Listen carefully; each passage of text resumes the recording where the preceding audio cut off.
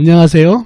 감출 수 없는 운명 95번째. 오늘은 재혼을 하셨는데 또 이혼 위기가 온 남자분 사주를 가지고 감출 수 없는 운명을 들여다보도록 하겠습니다. 먼저 어떤 사인지 들어보시고 사주 속에 들어있는 운명을 들여다보도록 하겠습니다. 어느 날 중년 남자분께서 전화로 상담 예약을 하시고 정해진 시간에 상담을 오셨습니다. 상담 오신 주제를 여쭤보니 이렇게 말씀하십니다. 선생님, 제 가정운이 어떤지 알고 싶습니다 라고 하십니다.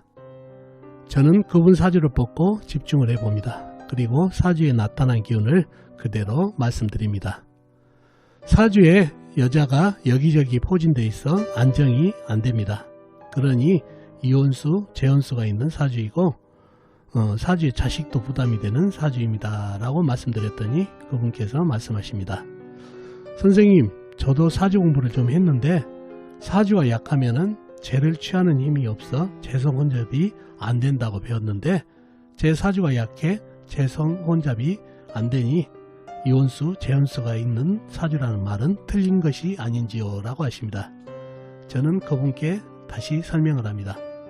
선생님 사주가 약한 것은 사실입니다.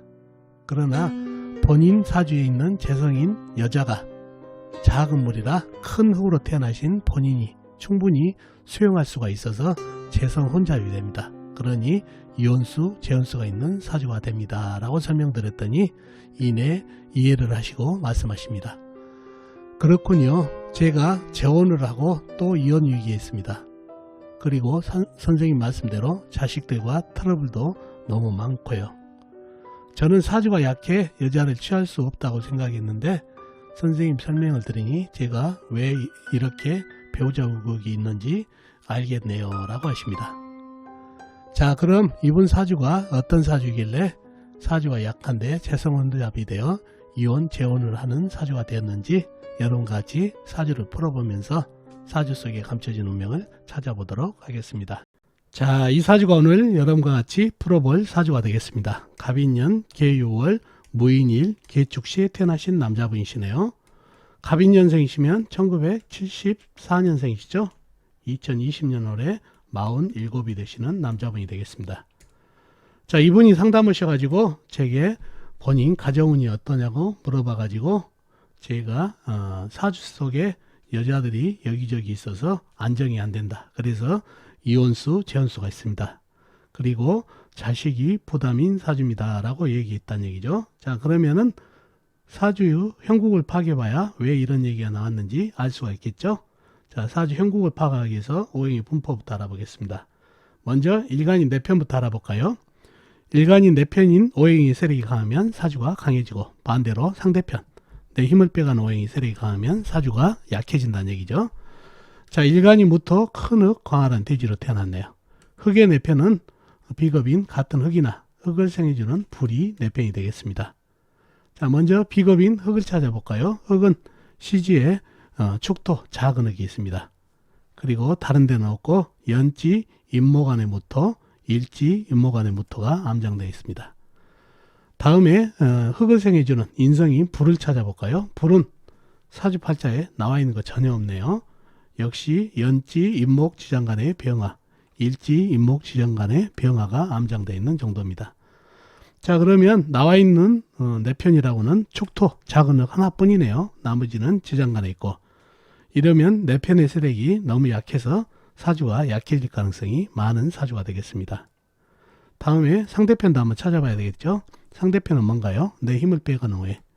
식상, 내가 생하면 셈이 받고, 재성, 내가 극하면 셈이 받고, 관성, 일간인 나를 극하니까 일간이 힘이 약해지는 이 세 가지 오행이 상대편이 되겠습니다. 식상은 뭔가요? 흙이 생해준 오행이니까 쇠가 되겠고, 재성은 물, 관성은 나무가 되겠습니다. 자, 식상인 쇠를 찾아볼까요?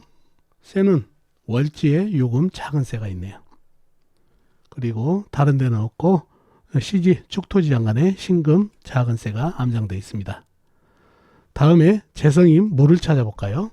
물은 월간의 개수, 작은 물, 그 다음에 시간의 개수, 작은 물이 있네요. 그리고 다른 데는 없고 축토지장간에 개수가 암장되어 있습니다. 다음에 관성인 나무를 찾아볼까요? 나무는 연간의 간목 큰 나무, 연지의 잎목 큰 나무, 그 다음에 일지의 잎목 큰 나무가 있습니다. 그리고 다른 데는 없고 지장간에 없고요. 그러면 상대편의 세력이 대단하죠.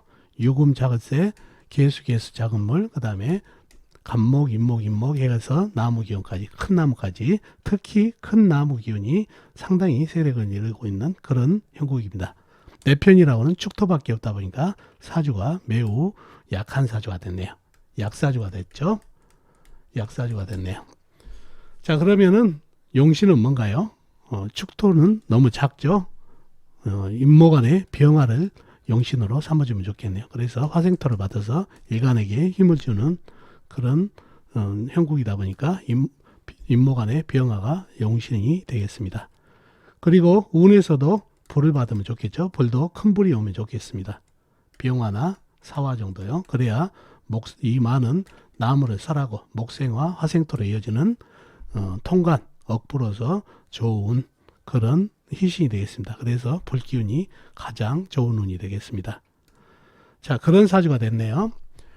자, 그런 사주가 됐는데 이 사주가 보면은 본인의 가정운을 물어봤다는 얘기죠. 가정운을 보려면은 가장 먼저 이성 배우자운 그리고 자신운을 봐야 되겠죠.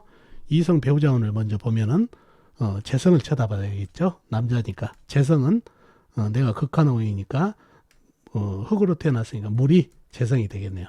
물을 찾아보면은 월간의 개수, 시간의 개수, 그 다음에 축중의 개수까지 암장되어 있네요. 상당히 물기운이 나와 있는 물, 숨어 있는 물 혼잡되어 있죠. 그래서 재성이 혼잡되어 있어서 이렇게 여자들이 이렇게 혼잡되어 있고 여기저기 포진되어 있어서 안정이 안 되고 그래서 이혼수, 재혼수가 있습니다. 라고 얘기했고 그 다음에 자식이 부담된다고 그랬죠. 어떤가요? 자식이 간목, 잎목, 나무가 상당히 나한테 위협적이죠.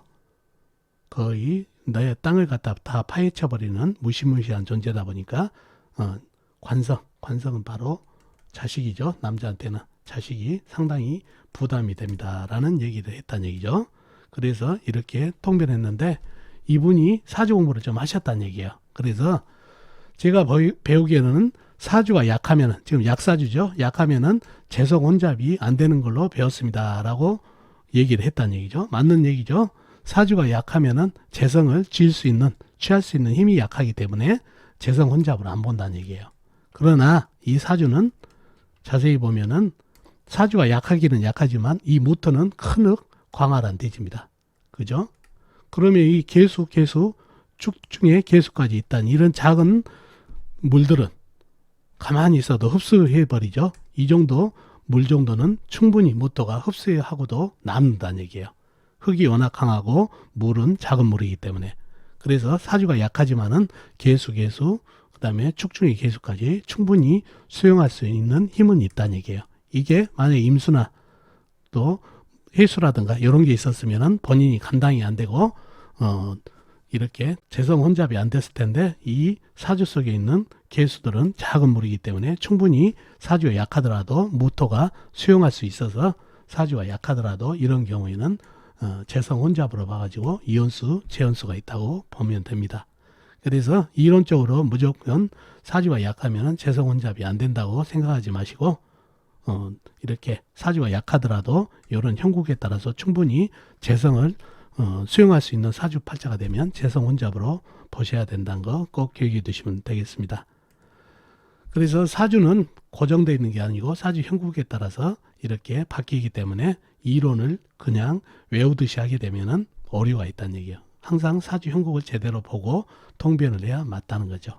제가 오늘 이 사주를 가져온 이유도 그거예요. 사주가 약하면 재성 혼잡이 안 된다는 것을 깨기 위해서 되는 경우도 있다는 것을 보여주기 위해서 이 사주로 가져왔다는 얘기예요. 그래서 이 사주는 충분히 일간인 내가 재성인 물기운을 수용할 수 있어서 재성 혼잡이 돼서 이혼수, 재혼수가 있는 사주가 됐습니다. 자, 그래서 그런 설명을 드렸더니 이분이 바로 본인이 이혼을 했는데 또 재혼을 하고 살고 있는데 이혼 위기가 왔다는 얘기죠. 그래서 본인이 왜 그런지 이해가 안 갔는데 본인이 재성 혼잡 다니는데 왜 그러나 이렇게 의문이 돼서 저한테 왔다는 얘기죠. 그래서 제 설명을 듣고 이해를 하고 재성 혼잡이 되구나 해서 이온수, 재온수가 있는 사주로 인정을 하고 갔다는 얘기죠. 자, 그리고 사주에 나무 기운들이 상당하죠. 숲을 이루고 있죠. 간목, 인목, 인목. 이 정도면 숲을 이루고 있네요. 땅인 거대한 땅이지만 내 땅을 이 큰 나무들이 다 영양분을 빼먹어버리는 상당히 부담이 되는 존재가 되죠. 그러니 자식이 내게 상당히 부담이 되는 그런 형국이다는 얘기죠. 그래서 자식들하고 본인이 상당히 트러블이 많은 그런 상황이라고 말씀을 드렸던, 그러니 사주팔자대로 됐죠. 재성혼잡 때문에 이온수, 재온수가 있었고 나무의 부담 때문에 자식이 부담인 그런 사주팔자가 됐습니다. 자, 오늘은 이렇게 사주가 약하더라도 재성혼잡이 되는 사주팔자를 한번 풀어봤습니다. 어떻습니까, 여러분? 오늘 사주풀이 도움이 되셨나요? 도움이 되셨으면 좋겠습니다.